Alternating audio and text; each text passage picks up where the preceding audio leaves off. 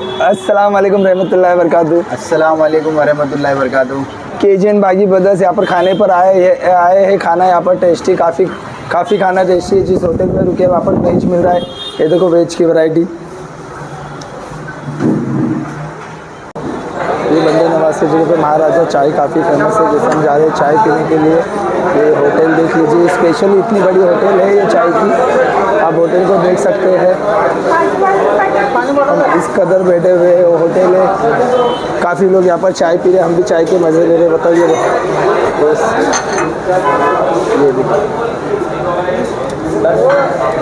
ओहो हो, स्पेशल चाय यहाँ पर क्यों फेमस है पता चला। चाय भी यहाँ पर काफ़ी कुछ स्पेशल और सही तरीके से बन रही है। देखिए, बताइए मंसूर भाई, आप कुछ बताइए। माशाल्लाह बहुत ही अच्छी चाय है। चाय के मज़े आप भी लीजिए। आप भी गुलबर्गा आइए, बंदे नवाज को देख लीजिए। यहाँ पर सारे लोग बैठे हुए सब चाय देख रहे हैं। यही है, चलो।